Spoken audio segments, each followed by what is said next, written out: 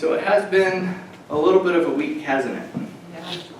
There's been a lot of things going on. But I've got a question for you. Through this last week, what's something inspiring that you've noticed? How quickly people come out to help when we have water in the basements. Yeah. How quickly we came together to help each other. Yeah.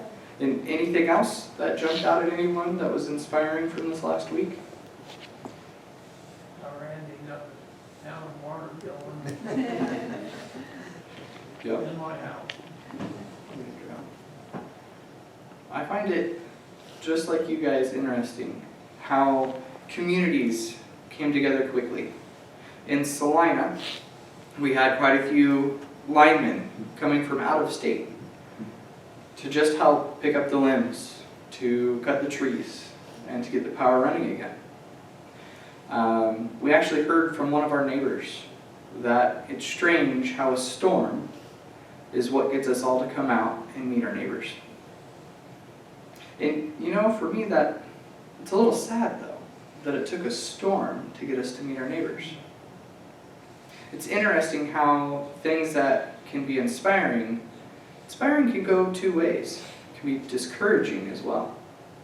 Looking back and reflecting on, it really took a storm to get us out to meet each other. It's small little acts that we choose daily that can either encourage or discourage someone. I'm reminded and think back to May in graduation time. Hearing the graduates talk about the things that inspired them, that encouraged them to pursue the dreams that they wanted to after high school, after college. What I find most fascinating listening to the graduates, though, is who inspired them, not so much what inspired them. Because it could be an aunt, it could be an uncle, it could be the pastor at the church, it could be a brother or sister, just showing something that they enjoyed and intriguing them, that encouraged them to pursue what it is that they're pursuing. It's those small things that also make me wonder, God, why have you chosen me, or chosen you, to influence the people around you? Because again, like we've talked about, it's those small decisions, those small actions that can encourage or discourage someone, those influential moments. To answer this question, I want us to go back to the Old Testament, though, to look at two different ways decisions can show up. We're going to go to 1 Samuel chapter 2, and we're going to start at verse 12. So Eli's sons were scoundrels. They had no regard for the Lord. Now it was the practice of the priests that whenever any of the people offered a sacrifice, the priest's servant would come with a 3-pronged fork. And he'd put it into the pot, the pan, the kettle, or the cauldron. Whatever the fork brought up, the priest would take for himself. This is how they treated all the Israelites who came to Shiloh. But even before the fat was burned, the priest's servant would come and say to the person who was sacrificing, "Give the priest some meat to roast. He won't accept boiled meat from you, but only raw." If the person said to him, "Let the fat be burned first, and then take whatever you want," the servant would answer, "No, hand it over now, or I will take it by force." You see, this sin of the young men was very great in the Lord's sight, for they were treating the Lord's offering with contempt. This is a lot that we cover just right here. So let's break it down a little bit. These are Eli's sons, Hophni and Phinehas.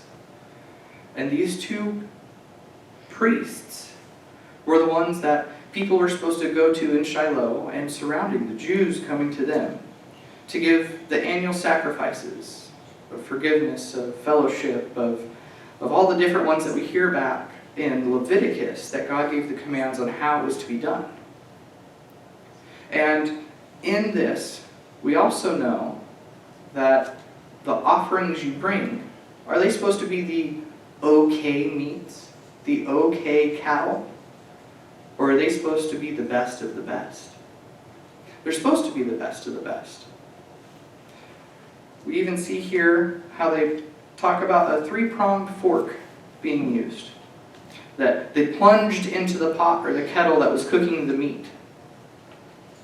Well, normally when you're pulling stuff out of a pot, if you've got a 3-pronged fork, don't you think you can kind of be selective on what you're going to be pulling out with that? With a one-hooked fork, it's probably not as much going to come out.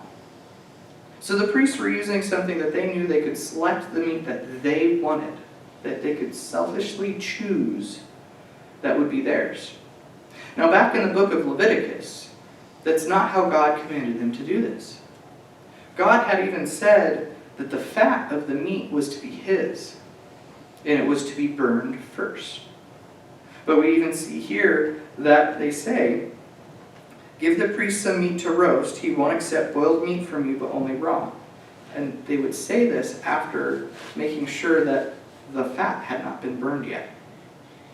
Because who wants a boiled steak?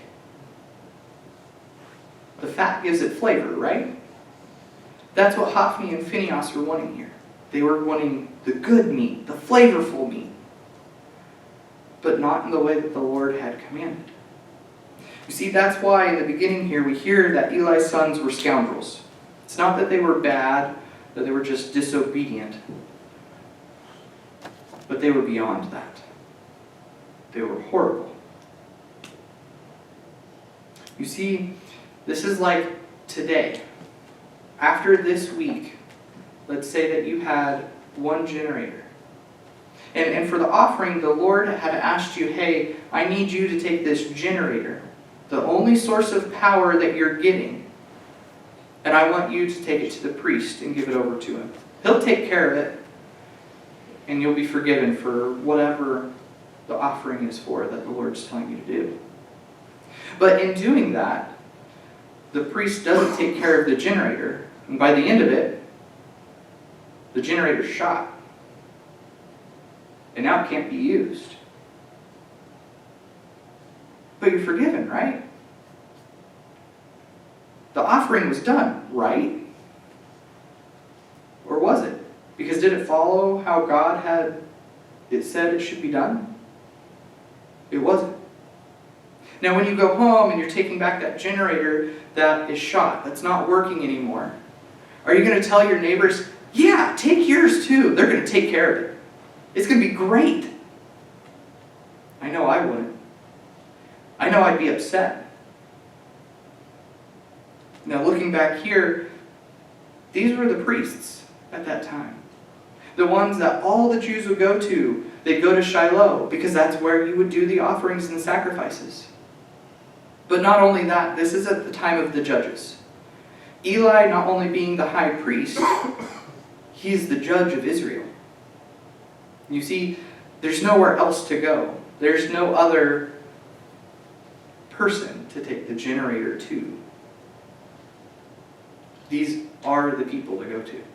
So I imagine at this time, I believe at this time, there was people not showing up for the offerings and the sacrifices that they should have been showing up for, that God commanded them to show up for, to do, and to hold. It's discouraging, isn't it? But what else was going on?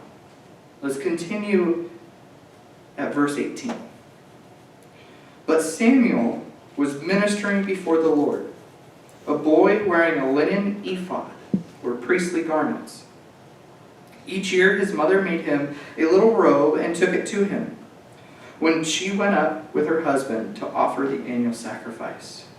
You see, Eli would bless Elkanah and his wife, saying, "May the Lord give you children by this woman to take the place of the one she prayed for and gave to the Lord."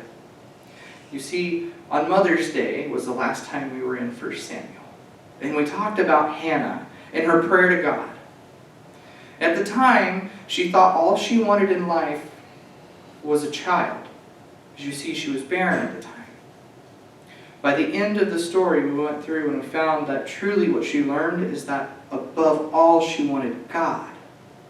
And in that story she gave Samuel over to the Lord with a Nazirite vow. And she honored it. She followed through. And now we're seeing even again that it wasn't just a single choice, but she honored it year after year, being joyous that her son was there, making him linen ephods, or the priestly garments that the Lord described how they should be made for the priests. And so Eli blessed her and her husband. So we can see that still there is good working. But what else is going on for Samuel at this time? Because remember, this is the time of Judges. We're going to skip forward a little bit. We're going to go to chapter 3, verse 1. You see, the boy Samuel ministered before the Lord under Eli. In those days, the word of the Lord was rare. There were not many visions at all. We can even see one night Eli, whose eyes were becoming so weak that he could barely see, he was laying down in his usual place. The lamp of God had not gone out yet, and Samuel was laying down in the house of the Lord, where the ark of God was. This continues on into a story that most of us know. This is where Samuel hears from the Lord for the first time. But the way it played out is the Lord called out to Samuel, "Samuel, Samuel." Samuel gets up thinking that it's Eli calling him. Runs to Eli and says, Yes, Father, here I am. How can I help you?" Eli getting up saying, "Samuel, I didn't call you. Son, go back to bed." A little while later, it happens again. "Samuel, Samuel." Samuel gets up, runs over to Eli and says, "Yes, Father, here I am. What do you need? How can I help?" Not second guessing what he's hearing, but knowing and believing that it's Eli. So then from there, Eli responds saying, "I didn't call you, Samuel." But then quickly realizes that it's the Lord calling to Samuel and says to him, "It's God calling, Samuel. If you hear from him again, say, 'Yes, Lord, here I am, your servant. What do you need?'" So shortly after that, Samuel hears again, "Samuel, Samuel." And he wakes up and says to the Lord, "Here I am. Lord, how can I help you? What do you need me for, Lord?" Going into verse 11, we hear the response. "And the Lord said to Samuel, 'See, I'm about to do something in Israel that will make the ears of everyone who hears about it tingle. At that time I will carry against Eli everything I spoke against his family, from beginning to end. For I told him that I would judge his family forever because of the sin he knew about. His sons blasphemed God, and he failed to restrain them. Therefore I swore to the house of Eli that the guilt of Eli's house will never be atoned for by sacrifice or offering.'" You see, Samuel laid down until morning, and then he opened the doors of the house of the Lord. What I believe Samuel was going through right here was he heard from God after he responded and answered. And then he's laying there in bed, twiddling his fingers, looking up to the Lord and saying, "God, do I really have to tell Dad this? Why do I have to tell Dad this? I don't want to tell Dad this." And he kept laying there for hours. And then finally the sun rose, light started coming in through the windows, and Samuel went and said, "I guess I should get up and go open the house of the Lord." Because those were his duties. But not only that, because he was doing what his role model did. His role model being Eli, his foster father, the one that Hannah gave him over to. because he was the high priest. But I want to look deeper into this relationship between Eli and Samuel. So let's go back to chapter 3, verse 6. Again, the Lord called Samuel. And Samuel got up and went to Eli and said, "Here I am, you called me." "My son," Eli said. You see, this wasn't just a kid that he was taking care of. He viewed Samuel as one of his sons, just as Samuel viewed him as a father. This was a deep love between the two of them. And even if we go back to how Hannah was making linen ephods, Samuel was dressing as his role model did. Eli being the high priest, he needed to be wearing the linen ephods because he was leading as the high priest. Have you been in that moment where you've had a role model in your life? That one person who encouraged you to keep seeking God, or to keep pursuing a career, or not to give up on something that you were just ready to call it quits on? Someone that inspired you and encouraged you. A father or a mother that you always turned to. An aunt or an uncle that always had that one smart saying that you really didn't want to listen to as a teenager. You see, this was Eli for Samuel in this instant. But we haven't talked about what it was that Eli knew about, did we? We just knew that the Lord told Samuel about it, and that he was sitting there going, "Lord, do I really have to tell him? I don't want to. I look up to him. Why do I have to be the one doing this?" Well, let's go back into chapter 2. And let's look at verse 22. Now Eli, who was very old, heard about everything his sons were doing to all of Israel. How they slept with the women who served at the entrance of the tent of meeting. So he said to them, "Why do you do such things? I hear from all the people about these wicked deeds of yours. No, my sons, the report I hear spreading among the Lord's people is not good. If one person sins against another, God may mediate for the offender. But if anyone sins against the Lord, who will intercede for them?" His sons, however, did not listen to their father's rebuke, for it was the Lord's will to put them to death. What happened here is Eli heard what they were doing. He heard how they were being scoundrels, how they were being sinful, detestable to the Lord. And he, like a dad, tried scolding them. And like some teenage boys, they didn't listen. But what did Eli not do? He didn't take further action after talking with his sons.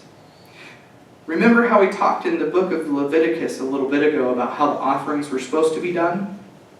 Well, also in those same commands, it says if these aren't being followed and the person who's to be carrying it out is intentionally not doing it right, they should be killed. That's where Eli's sons were at.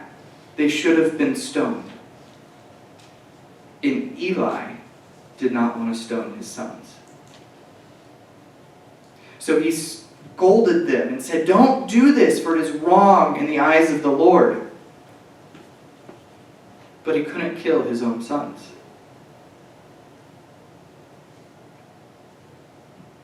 But we still haven't got to what the Lord revealed to Eli yet. We just know about what Eli's heard. Let's keep going in verse 26 here. Actually, 27.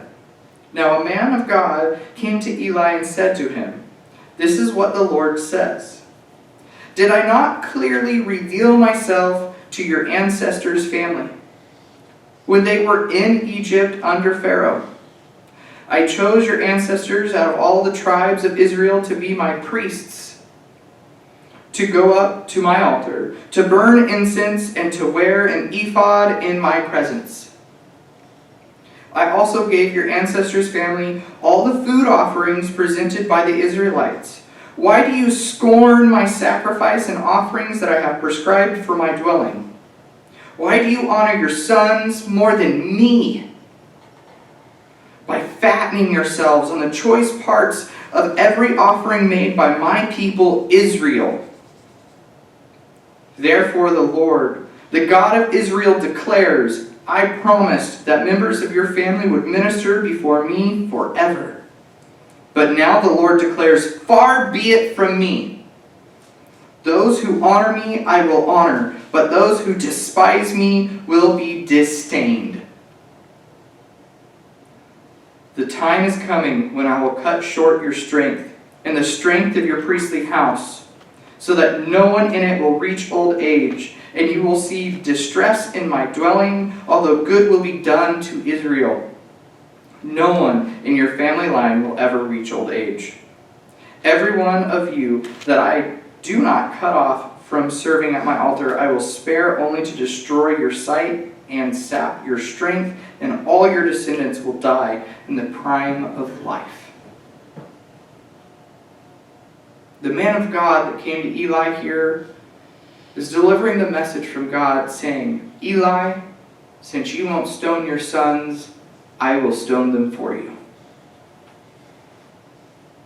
These were my commands. You need to follow them. But since you aren't, I will carry them out. And there will be even more consequences.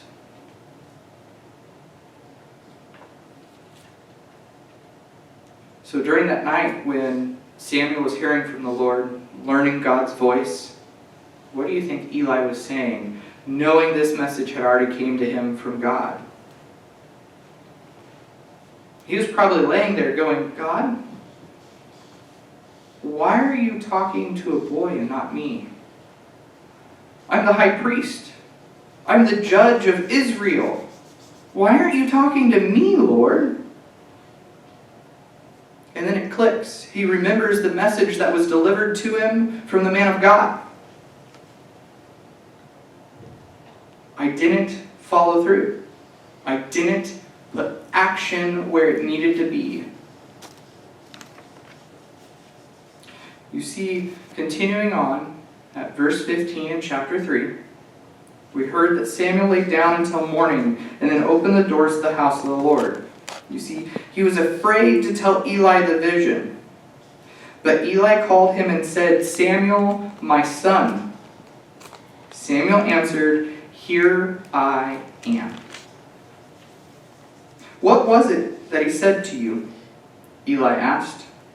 You see, do not hide it from me. May God deal with you, be it ever so severely, if you hide from me anything he told you. See, Eli knew that the message from God to Samuel was bad, that it wasn't good. Why else would he tell Samuel, may it be ever so severely on you if you hide anything from me, my son? How did he respond when Samuel told him? You see, so Samuel told him everything, hiding nothing from him. Then Eli said, He is the Lord. Let him do what is good in his eyes. You see, Eli trusted in the Lord. He knew everything that the Lord did was good. He is Yahweh. This is confusing to me when I first read it. Because Eli didn't want to take action with his sons. He just wanted to tell them stop, and magically his sons would stop being scoundrels. But that's not what happened. The Lord had to step in and remind him. He had to call to a boy who then responded and listened to the commands of the Lord. So much so that God honored Samuel and he became eventually the prophet, one of the first. In verse 19, we see that the Lord was with Samuel as he grew up, and he let none of Samuel's words fall to the ground. And all of Israel, from Dan to Beersheba, recognized that Samuel was attested as a prophet of the Lord. The Lord continued to appear at Shiloh, and there he revealed himself to Samuel through his words. And Samuel's words came to all of Israel. Why is this? It's because we can see in these two examples that God is communicating with us that Eli chose family over God, but yet Samuel chose God over family. So what was our question that we started with? Why would God choose you to influence the people around you? Because you choose Him over everything else first, including family.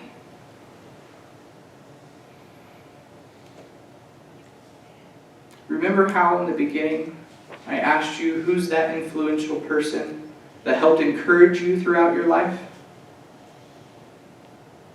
Where did you put them on the priority list of encouragement? Did you put them in first? Because I want to be clear, this isn't put church above everything else. This is put God above everything else. For me, I like to take 5 minutes in the morning and review everything from the past day. How did I show up? And that priority list for me is God, wife, children, church, work. And in that order. Did I show up in a way that honored that? Or did I fail, Lord? Did I put work above everything else? Did I put my children above my wife? Did I leave you in first place, Lord? Or did I bump you down to 10th? What message are you trying to work in me that I need to be helping teaching someone else just by my actions and not my words? Where am I falling short? Or where am I showing up right in your eyes? That's the lesson we can learn from 1 Samuel here. Is making sure that we are evaluating our priorities and that God is always first. That God is always that influential person for us first. As I spent time studying these scriptures, what really came back to mind for me was actually a comedy skit from Abbott and Costello called Who's on First? Now, I have a feeling most of you know what I'm talking about here. But if you haven't heard of Abbott and Costello's Who's on First, it's when they come out onto the stage and they start talking about what batters and what pitchers and placemans are on the different positions in the baseball diamond. Who's on first? What's on second? I don't know, third! But you see, that's not what we should be reviewing, is it? The biggest lesson out of that should really be God's got to be on first. Amen.